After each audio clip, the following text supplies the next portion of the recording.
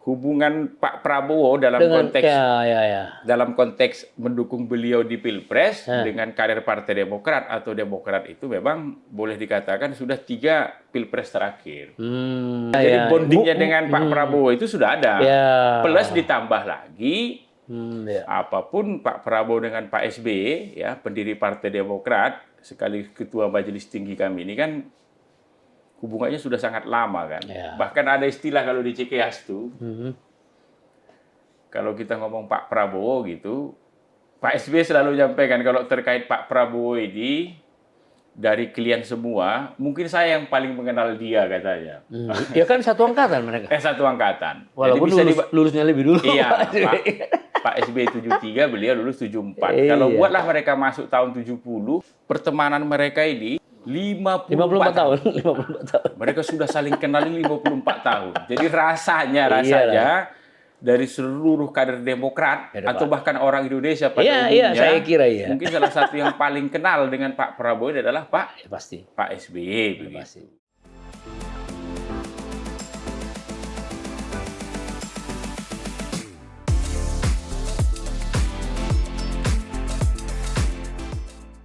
Sobat Panangian, kali ini saya agak berbeda. Kalau biasanya mengundang seorang pengamat politik, ya.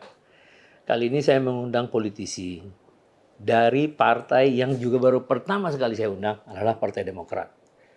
Mengapa saya undang? Karena Partai Demokrat menurut analisa para surveyor memang memiliki tingkat pemilihan yang tinggi untuk mendukung Pak Prabowo dibandingkan dengan partai-partai lain di bawah KIM.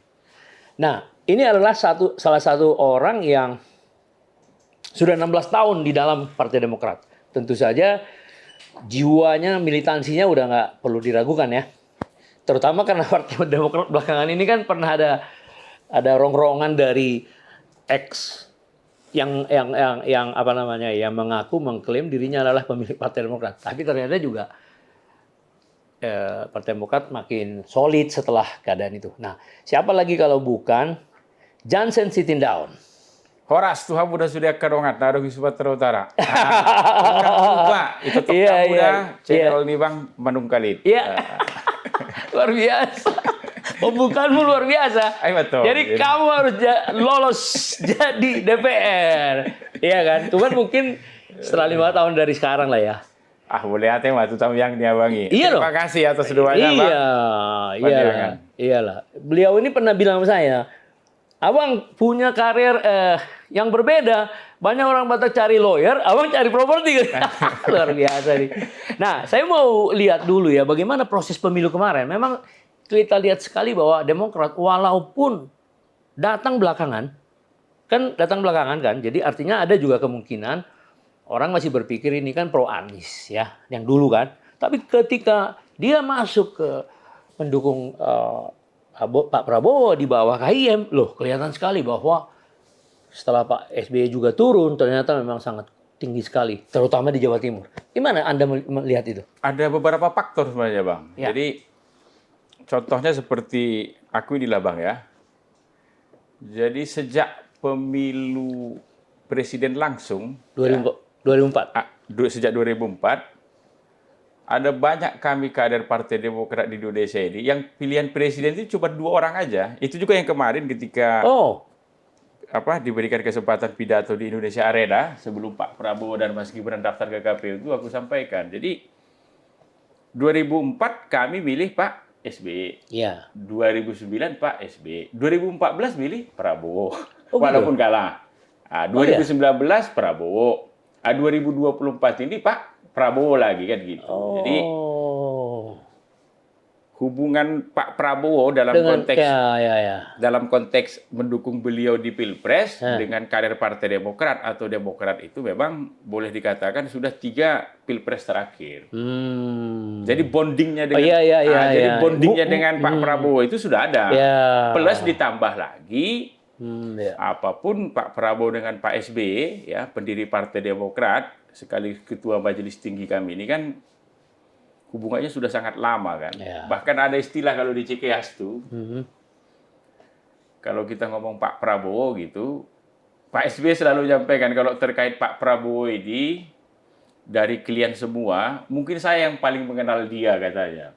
Ya kan satu angkatan mereka. Satu angkatan. Walaupun Jadi bisa lulusnya lebih dulu. Iya, Pak SBY 73, beliau lulus 74. Kalau buatlah mereka masuk tahun 70 ke sekarang, ini berarti pertemanan mereka ini 44 tahun. 54 tahun. 54 tahun. Mereka sudah saling kenal 54 tahun. Jadi rasanya dari seluruh kader Demokrat atau bahkan orang Indonesia pada umumnya, saya kira mungkin salah satu yang paling kenal dengan Pak Prabowo adalah Pak SBY begitu. Jadi ada faktor itu juga. Iya, pastilah. Plus di pemilu kemarin, di Pilpres kemarin kan terlihat sekali itu Partai Demokratnya, Mas AHY dan Pak SBY-nya begitu, itu kan memang total. Turun. Bahkan yang viral abang lihat tuh, dan masyarakat Indonesia juga lihat itu karena banyak beredar di media sosial, kampanye puncak akbar Pak Prabowo di Gelora Bung Karno, karena saking banyaknya orang datang begitu, terjadi kemacetan yang luar biasa. Pak SBY itu kan sampai jalan kaki. Berkilo-kilo tuh. Dan dalam pidato Prabowo juga itu dibanggakan sama Prabowo. Itu. Jadi belum lagi kemudian ketua umum kami kan dalam banyak kesempatan tuh kan ikut bersama-sama dengan Pak Prabowo tuh di Banten, di Padang, di banyak tempat. Iya. Jadi di luar Jawa Timur ya. Iya, kalau Jawa kemudian Timur, survei kemarin mengatakan pasca pemilu kan itu keluar hasilnya. Partai dengan pendukung yang paling besar ke presiden atau pemilihnya paling banyak konsisten memilih Prabowo Demokrat katanya mungkin dipengaruhi itu. Bonding masa lalu karena pemilu ini kita mendukung. Jelas banyak orang yang nggak terlalu ngeh gitu. Setelah Anda jelaskan jadi ngerti. Jadi banyak faktor gitulah, banyak variabel ya kan. Ya plus memang kita juga menyelenggarakan cukup banyak acara tuh. Aku ingat kampanye soal Jawa Timur. Itu katanya Pak SBY ke berapa titik gitu katanya. Kebetulan Pak SBY itu kan punya bus memang. Itu yang punya bus. Yang memang selama ini juga kalau beliau pulang kampung ke Pacitan, biasanya kita pakai bus beliau itu. Karena beliau memang sukanya kan jalan darat. Kemarin busnya itu dipakai untuk pemenangan pemilu memang. Jadi Pak SBY masuk dari satu kabupaten ke kabupaten lain itu menggunakan bus itu. Puncaknya tuh di kampanye akbar Partai Demokrat dan Pak Prabowo di Malang. Nanti bisa dilihat itu. Nanti bisa dilihat. Itu kita buat acara besar ya di salah satu stadion di Malang tuh, dan Pak Prabowo hadir. Itu yang ada terjun payung tuh. Yang ada terjun payung dari atas, yang kemudian orang memberitakan AHY terjun payung katanya, bukan Mas AHY. Memang Mas AHY para troopers. Memang Mas AHY ini ketika di militer, memang penerjun payung sama seperti halnya Pak SBY begitu. Tapi yang di Malang itu bukan Mas AHY yang terjun. Tapi dia dianggap aja. Jadi memang waktu itu acaranya itu cukup bagus, ramai dihadiri puluhan ribu orang. Kebetulan di pembukaan itu ada terjun payung. Bawa bendera Partai Demokrat, termasuk bawa kalimat dukungan untuk Pak Prabowo. Dan waktu kampanye itu saya lihat semua kostumnya sama. AHY, kan, Prabowo sama udah kayak keluarga orang itu, sama semua. Kostum yang dipakai kostumnya Demokrat waktu itu ya. Nah kemudian pada waktu menang pertama sekali dari pengumuman gelombang pertama, putaran pertama langsung, beliau kan langsung pertama dulu ketemu Pak SBY kan di tempat Pacitan itu kan, di rumah yang didirikan oleh SBY itu kan. Iya kan? Semua SBY dan keluarganya di situ menyambut dia. Itu memang kampung halaman Pak SBY Pacitan. Itu dia. Sebelum itu pun Pak Prabowo sudah ke Pacitan juga. Tapi betul. Tapi nggak ada hubungannya dengan apa. Cuman jadi pasca menang itu sebelumnya pun ke sana juga. Aku kebetulan waktu itu ada di Pacitan, ada di rumah itu juga. Mungkin dalam rangka soal strategi waktu itu bicara begitulah. Kan pokoknya itu sebelum Pilpres itu. Termasuk ketika koalisi kami dengan Mas Anies runtuh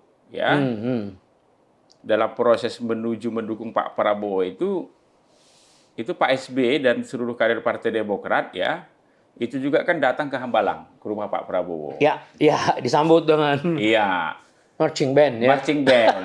Yang pasca itu beberapa hari kemudian kami secara resmi begitu menginaugurasi Iya, iya. proses dukungan Partai Demokrat ini di JCC. Iya, iya, iya, iya. Jadi, ya mungkin itu tadi. Ya, ya, ya. Tidak, hubungan Demokrat dengan Gerindra cukup bagus ya, bahkan bagus sekali karena di banyak pilkada juga kami kerjasama, termasuk hubungan dua tokoh paling Ya, pentingnya ini. saya kira itu yang membuat Pak SBY dan Pak Prabowo ini juga, karena hubungan pertemanan 54 tahun ya. Ya, jadi mudah sekali ketika ada suatu kesepakatan langsung kuat sekali ya, solid ya. Solid, iya. Jadi namanya kita kalau kita dua Bang kena 54 tahun ketemu, kan banyak yang kita ceritakan Bang. Bukan hanya soal situasi kekinian aja, tapi flashback memori masa lalu kan. Iya, iya. Bang Manungkalit, Abang ingat nggak? Iya, iya. Waktu kita dulu makan di sini kan banyak ceritanya. Mungkin begitulah ya. Mungkin karena apa? Punya banyak memori begitu. Dan jiwa militer udah dipantek jadi jiwa cinta negara dan cinta persatuan dan kesatuan. Ini memiliki khas dari seorang tentara. Jadi ketika kamu bilang tadi di 54 tahun tentara pula cinta tanah air, jiwa kenegarawan itu lebih sipil rata-rata. Jadi mudah sekali dia connect kalau ada Persis, sesuatu. itu juga yang paling aku ingat sebenarnya ketika kami diajak oleh Pak SBY ya ke rumah Pak Prabowo di Hambalang. Itu kan pasca Pak SBY disambut dengan sangat baik oleh Pak Prabowo ya. Ada marching band semua segala macam. Itu kan kemudian ada acara dan Pak Prabowo pidato tuh di depan sahabatnya Pak SBY ini yang kemudian nanti Pak SBY juga pidato. Nanti bisa teman-teman terus dia bilang untuk kamu saya ini kan ya. For you kan begitu. Tapi sebelum itu Pak Prabowo menyampaikan kita ini adalah generasi yang dididik langsung, bahkan keturunan langsung generasi 45 katanya. Mau makin mengental lah. Jadi itulah pintu masuk Pak Prabowo pidato sebelum kemudian kalimat-kalimat berikutnya beliau keluarkan gitu. Jadi tentu saja ya sebagai generasi atau anak kandung langsung generasi 45, kecintaan kita terhadap Indonesia ini lain semua segala macam itu pasti sangat tebal. Jadi kemudian beliau katakan inilah mungkin persembahan terakhir kita untuk Republik ini. Mari kita buat yang terbaik dan lain-lain gitu. Jadi ketika kalimat itu beliau produksi, memang suasananya syahdu Bang. Karena aku hadir di dalam itu. Oh ya. Kebetulan jenderal-jenderal lain juga hadir pada waktu itu. Ada Pak Wiranto, ada cukup banyak. Sutanto, Agung Gumelar ya. Aku tidak tahu ya apakah hari itu Pak Agung hadir atau tidak ya. Itu dia. Tapi banyak jenderal banyak. Angkatan mereka. Mereka ya. Jadi malam itu sore sampai malam itu ada cukup banyak sahabat-sahabat beliau yang hadir gitu. Jadi memang selain soal pertemanan 54 tahun tadi, ya mungkin soal kesamaan didikan tadi kan? Iya, kecintaan terhadap negara, tanah air. Jadi mudah sekali dia di-connect ketika ada suatu tujuan yang sama. Ini kan untuk 2045 kan semua. Negara ini kan diarahkan. Kenapa? Terjadi bonus demografi kan pada zaman sekarang ini kan. Jadi semua mengharapkan ada pertumbuhan yang bagus atau signifikan dalam 20 tahun ke depan kan gitu. Persis. Tapi harus mampu kita manfaatkan itu dia. Jadi itu kan mirip dalam sebuah permainan kamu dapat bonus katanya. Nah, bonus ini kan bisa jadi titik lompat untuk lebih tinggi lagi begitu dia. Tapi kalau tidak dimanfaatkan begitu, kita tidak akan kemana-mana juga kan. Iya. Nah, kemudian Pak LBP pernah membuat statement yang cukup menarik. Pak Prabowo jangan pernah mengundang atau jangan pernah memasukkan orang-orang toksik di dalam kabinet itu. Apa maknanya menurut seorang Johnson? Toksik ini kan artinya atau kaitannya dengan hubungan kan. Jadi dan ini kan istilah anak-anak sekarang sebenarnya. Oh, iya betul. Hubungan yang beracun katanya kan. Iya. Jadi kalau dalam politik hubungan ini kan berarti ada dua subjek ya. Bisa yang dimaksud adalah individu, bisa juga partai atau badan hukum kan gitu. Iya. Kan cuma dua itu. Iya. Kalau soal apakah siapa individunya begitu, atau partai mana yang dimaksud tentu Pak LBP yang paling Yang tahu. tahu, Kan? ya, ya. Tapi secara secara umum aku sepakat dengan pernyataan itu. Oh. Itu dia. Karena ngapain juga Pak Prabowo kemudian ya mengambil orang? Karena kaitannya kan itu dengan menteri atau orang yang diajak masuk ke kabinet kan. Jadi ngapain Pak Prabowo kemudian mengajak orang ya yang bukan membawa madu tapi membawa racun gitu. Oh, itu apanya ya? Itu. Karena dalam politik ini ada namanya hang fruit atau buah pendek begitu. Kalau Pak Prabowo ingin memanen ya apa yang beliau lakukan nanti di tahun keempat dan kelima, kalau maju lagi dalam pemilu begitu, beliau harus menanam buah yang betul-betul bagus di tahun pertama dan kedua. Inilah namanya hang fruit, panen buah pendek namanya. Biar bisa nanti dipanen di tahun keempat atau kelima ketika beliau ingin maju kembali. Itu makanya di tahun pertama dan kedua ini sangat menentukan untuk Pak Prabowo. Tuh. Jadi kalau di tahun pertama ini misalnya beliau membawa buah busuk atau buah beracun begitu, ada toksiknya gitu, ya. Ya nggak bisa menuai di tahun belum lagi toksiknya itu kemudian menjalar ke anggota kabinet yang lain. Ini kan kelompok kecil aja kabinet ini. Betul. Kalau ada satu toksik, ada satu bawa racun, kemudian menjalar ke yang lain gitu. Kira-kira apa yang bisa ditanam Pak Prabowo secara hebat di tahun pertama dan kedua ini kan. Jadi kesulitan lebih penting daripada soal keragaman gitu ya. Persis. Jadi itu juga yang pernah dimention oleh Mas Ahaye kan. Dia bukan soal siapa yang masuk tapi harus menjaga kesulitan gitu kan. Persis, karena Mas Ahaye katakan di situ banyak pun kalau keropos untuk apa? Itu dia. Kalau Pak LBP itu kan soal toksik kan gitu. Itu makanya di banyak kesempatan kemudian aku atau kami lah begitu sering menyampaikan jika pun nanti partai-partai yang kemarin tidak mendukung Pak Prabowo kemudian akhirnya masuk ke kabinet begitu, yang pertama harus dilakukan itu memang visi dan misi program Pak Prabowo yang didaftarkan ke KPU kemarin kalian baca dulu. Jadi, baca dulu. Jangan beda jauh. Iya. Jadi baru kemudian kalau sepakat ya silahkan masuk kan gitu. Walaupun pasti Pak Prabowo melakukan itulah. Teman-teman kemarin kan berbeda dengan saya. Tuh. Inilah yang ingin saya lakukan di tahun pertama dan kedua ini atau 5 tahun ke depan begitu. Ini kita satu kesepahaman apa tidak? Jadi kalau sudah oke, ya, ayo masuk kan gitu. Jadi biar hebat 5 tahun ke depan ini. Iya. Semua mengharapkan itu ya. Nah, kemudian koalisi sekarang kan sudah ada di luar dari KIM itu kan ada yang masuk dari Nasdem. Ya, menyatakan lah. Nah, kemudian dari PKB kan. Nanti kan 2 itu. Nanti akan ada kongres PDIP untuk menetapkan apakah dia masuk atau tidak. Nah, satu dulu. Menurut pendapat Jansen yang 2 partai ini kan ketika sudah menyatakan diri ya melakukan seperti yang Anda bilang itu ya. Lihat dulu visinya apakah sama, apakah ada persoalan gitu kan. Nah, sekarang mengenai PDIP. Menurut Jansen sebagai seorang politisi, memang bagusnya di mana dia? Ikut atau memang lebih baik di luar? Karena soal demokrasi juga kan. Ini pendapatku ya. Ya, pendapatmu. Jadi memang kamu diundang sebagai Jansen, kebetulan Wasekjen Demokrat. Tapi bukan harus berarti ini pernyataan resmi dari Demokrat, bukan. Jadi kalau pendapatku begitu, ya, atau secara umum lah. Iya. Pandangan. Demokrasi ini kan memang membutuhkan pihak ya yang berada di luar kan untuk mengawasi pihak yang berada di dalam. Di dalam di sini maknanya orang yang mengelola pemerintahan begitu. Atau sekelompok partai yang mengelola pemerintahan begitu dia. Idealnya memang begitu. Itu ya. Kalau semua kemudian masuk ke dalam tanpa kemudian menyisakan ya ada partai yang di luar begitu, kita yang di dalam juga kan bisa buat salah. Kadang terlalu nikmat duduk itu. Malah kita nggak sadar ya.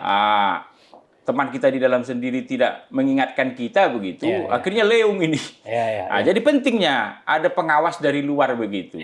Ada CCTV politik dari luar yang mengawasi jalannya pemerintahan ini. Itu baik untuk negara, baik juga buat kita itu pihak-pihak yang ada di dalam pemerintahan ini. Jadi kalau aku sih mendukung teman-teman PDIP itu di luar itu untuk mengawasi kita yang ada di dalam. Ya. Dan PDIP sudah punya track record itu dalam masa pemerintahan Pak SBY kan? Kami hampir sama sebenarnya. Jadi dua periode 10 tahun pemerintahan Pak SBY itu teman-teman PDIP di luar. 9 tahun lebih pemerintahan Pak Jokowi ini ya kami di luar gitu.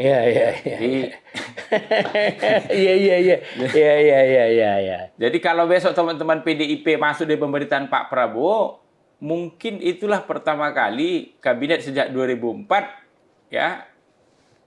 Sebelum yang ini, yang sisa periode Pak Jokowi ini, PDIP dan Demokrat bergabung di pemerintahan yang baru gitu. Kalau teman-teman PDIP ada di dalam. Tapi ini kembali lagi ke teman-teman PDIP.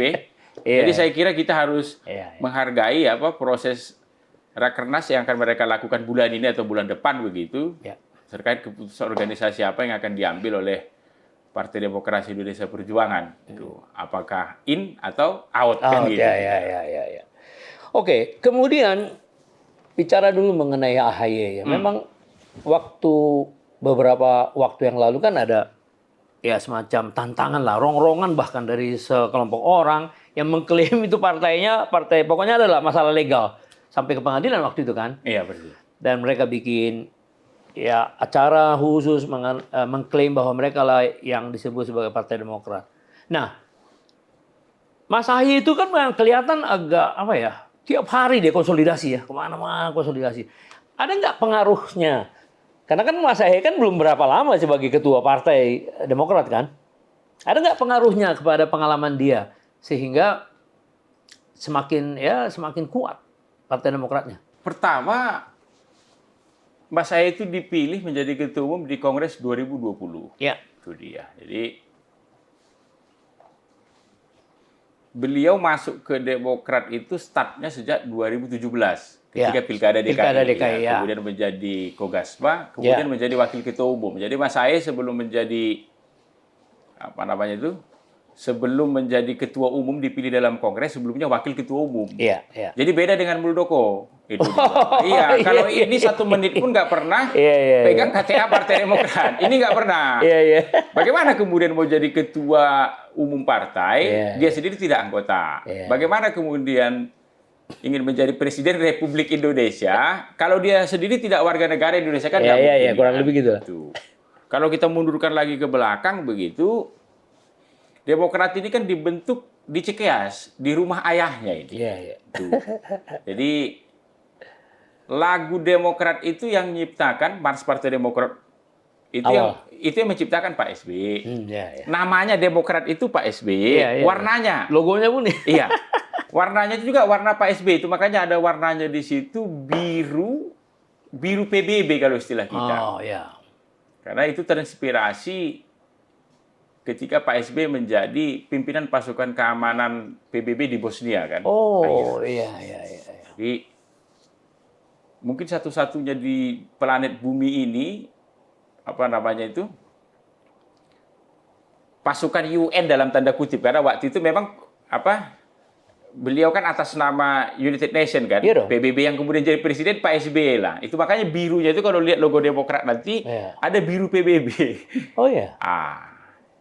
Jadi kalau tentulah aku yakin kalau di keluarga Cikeas itu, di keluarga Pak SBY itu walaupun kemudian hari ada yang jadi tentara seperti Pak Said yang nggak boleh berpolitik, tapi ketika dulu proses pendirian partai ini dilakukan di rumahnya, pasti mereka tahu lah model AHY ini ngapain kan begitu. Makanya Ibu Ani itu ketika Partai Demokrat pertama kali didirikan itu menjadi wakil ketua umum kami. Jadi kalau ditanya kemudian apa mengalir jiwa Demokrat ini di dalam tubuh anak-anak Pak SBY ini Mas AHY, Mas Ibas, pastilah. Orang itu didirikan di rumahnya kan. Ketika dia masih sangat muda ya. Jadi ketika beliau terpilih jadi ketua umum, kemudian ada rongrongan begitu dari eksternal, dibantu oleh internal, pastilah beliau bersama-sama dengan kami begitu, rumah kita harus kita pertahankan. Itu makanya beliau langsung memimpin kami maju ke depan itu. Dan soal itu sudah ada beberapa tulisan ilmiah dari skripsi sampai tesis. Jadi 1 tahun lalu aku diwawancarai. Ada apa namanya scholars kita menulis tesis soal ini. Oh ya. Soal apa yang dilakukan oleh AHY ya ketika konflik besar datang ke Demokrat di kepemimpinan dia yang masih sangat muda. Iya. Jadi sudah ada di karya-karya ilmiah yang menulis soal itu. Boleh kau share nanti apanya ya kalau ada ya? Ya boleh. PDF ya, lu taruh ya. Jadi jangan-jangan bukunya pun sudah di launching itu. Oh iya. Ya paling tidak ini ya supaya masyarakat lebih banyak tahu. Orang kan banyak nggak tahu nih. Iya. Tapi Anda menyaksikan memang itu membuat sedikit segala sesuatu jadi keluar dari pikiran dan ide gagasan segala untuk membuat partai ini solid tentunya waktu itu kan rongrongan itu kan. Kalau orang katakan itu ujian untuk Mas AHY. Itu maksudnya, itu maksudnya. Dan buktinya beliau berhasil melewati ujian yang berat itu. Iya. Karena sejak hari pertama konflik itu Mas AHY itu memang langsung memimpin. Itu. Jadi kalau sekarang apa ya, pasca konflik itu selesai mungkin beda rasanya ketika konflik itu pertama datang gitu. Iya.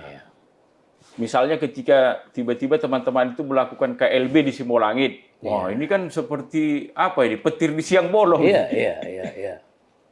Habis itu kemudian masuk ke puluhan gugatan tuh. Iya, makanya. 19 apa 20 gugatan seluruh pengadilan dipakai. Mulai dari pengadilan negeri, pengadilan PT UN sampai kemudian pengujian Undang-Undang Dasar Partai Demokrat ke Mahkamah Agung. Yang dalam sejarah Indonesia belum pernah dilakukan. Itu. Jadi kalau ditanya apakah itu semakin menguatkan Mas AHY pasti dong. Dan internal pasti. Iya, karena ada serbuan dari luar kan. Karena kalau kata orang tua kita dulu, kesusahan itu juga adalah bagian dari didikan. Iya dong. Iya betul, itu betul. Jadi kalau kita anggap rongrongan kepada kepemimpinan Mas AHY kemarin adalah bagian dari kesusahan begitu, pasti itu membentuk karakter tersendiri untuk Mas AHY ke depannya. Iya, itu dia. Dan kebetulan ketika ketemu pertama kali di istana, sikap dia walaupun dia lebih muda, memang orang lihat dari gestur. Dia yang duluan memaafkan sebelum sana minta maaf. Luar biasa itu, Pak. Oh, ini memang lengkap, Mas. Aku sering mengatakan kalau kita punya anak gitu ya, kita mungkin berharap anak kita itu seperti AHY lah. Iya. Jadi apapun kan tidak bisa dilepaskan ayahnya presiden begitu. Iya. Tetapi yang beliau tempuh itu mirip seperti jalan-jalan yang ditempuh orang yang bukan anak presiden.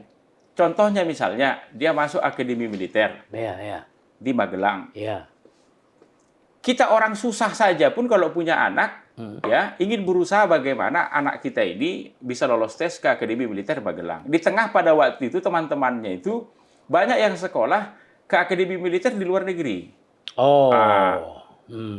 Itu dia misalnya seperti Norwich di Vermont di Amerika itu kan cukup banyak juga lulusannya yang ada di Indonesia hari ini. Angkatan dia kebetulan banyak ke sana. Jadi dia ini memilih di sini seperti pada umumnya dilakukan oleh rakyat biasa. Kemudian kalau orang lulus SMP, kan kita dorong anak-anak kita itu kalau memang fisiknya bagus, brandnya juga bagus, ikut tes sekolah Ketarunaan Nusantara. Iya, di situ. Di asrama kan begitu. Ini kan hilang ini segala fasilitas yang akan Jadi dia memang memilih jalan-jalan yang dipilih masyarakat pada umumnya. Dia masuk ke Tarunaan Nusantara, dia masuk ke Akademi Militer, masuk jadi tentara, dengan intelektual dia itu dia masuk ke dalam tanda kutip Harvard-nya Asia Tenggara di Nanyang, kemudian tembus lagi ke Harvard beneran yang di Amerika itu. Jadi dari sekolah ini aku lihat di sekolahnya ini mirip seperti orang pada umumnya, SD biasa, SMP negeri biasa begitu. Ayahnya ditempatkan Pak SBY ke Timur Leste, dia ikut. Jadi Mas AHY, Mas Ibas itu sekolah di Timur Leste pernah. Ketika ayahnya ditempatkan. Kalau dilarikan ke kakeknya kan kakeknya sudah cukup hebat itulah, Jenderal. Sarwo Edi. Iya, jenderal. Harusnya nggak perlu dibawa ke sana pun mungkin bisa begitu. Iya, iya. Jadi aku lihat memang didikan Oh. keluarga Pak SBY, di keluarga Cikias ini ke anak-anaknya itu nggak beda jauh sebenarnya dengan cara kita orang biasa yang mendidik anak kita. Termasuk rutenya itu tadi aku katakan dari Taman Nusantara ke Akmil. Barulah kemudian beliau sekolah keluar tadi kan. Itu makanya kalau beberapa hari di viral pidato-pidato beliau di World Bank, bicara soal Land Conference bicara soal reforma agraria dan lain-lain itu lancar sekali gitu dia. Ya itu memang bagian dari proses ya yang puluhan tahun ini beliau lakukan. Ya sekarang lah kemudian terlihat kita memetiknya Bang Indonesia ini, karena kebetulan kan beliau itu dalam kapasitas selaku Menteri ATR Republik Indonesia di sana kan. Membanggakan di tengah 22 kementerian dari luar negeri dan 1.300 audiences. Luar biasa memang. Dan mereka bisa mendapat informasi dari bagaimana Indonesia melakukan pendaftaran yang sistematis dan komprehensif katanya saya dengar ya. Dan memang kalau kita lihat sejak terjadinya rongrongan tadi menghasilkan sesuatu buah, lalu ketika dipilih oleh Pak Jokowi untuk menduduki jabatan tertentu, ya kan, dan dia langsung bisa menunjukkan hasilnya kan. Memang paket lengkap lah. Tuh. Jadi di luar negeri pun sebenarnya yang paling ideal untuk menduduki jabatan publik itu adalah yang punya latar belakang kekuatan politik. Karena banyak juga keputusan-keputusan kementerian itu yang harus di RDP-kan ke DPR kan gitu. Jadi penting sebenarnya minimal orang punya pergaulan politik lah. Kalau punya kekuatan politik model Mas ini ya tentu lebih bagus lagi. Iya dong. Jadi kalau misalnya presiden memerintahkan ATR BPN, tolong dulu loloskan ini di DPR. Nggak perlu lagi Pak Presiden ikut memandu sampai yang paling detail sekalipun begitu. Minimal di pertengahan itu sebenarnya sudah bisa ngerjakan. Karena kan di DPR kan dia punya dalam tanda kutip itu kekuatan politik juga kan, melalui partainya. Gitu. Plus ditambah itu tadi rekam jejak, kemampuan serta kapasitas pribadinya melalui sekolah itu. Jadi kalau aku mengatakan bukan karena ini ketua umumku ya, Mas Ahaye ini, ini paket lengkap lah ini. Paket lengkap ini. Jadi brandnya ini hebat. Ya termasuk di badan dia ini memang ada kekuatan politik yang sudah kokoh gitu. Jadi kalau hanya modal kekuatan politik saja tanpa brand itu problem juga. Iyalah, kelihatan. Ini kan paket lengkap. Jadi adu brand ayo seperti di luar lah di Amerika ini tadi kan itu nggak adu kekuatan politik. Nah, itu kan yang orang lihat brand itu brand kan. Intelektualitas sudah. Intelektual versus intelektual kan. Ya artinya semua peserta itu melihat buah-buah pikirannya, gagasannya lancar, apa yang disampaikan itu membanggakan Indonesia bagaimanapun ya.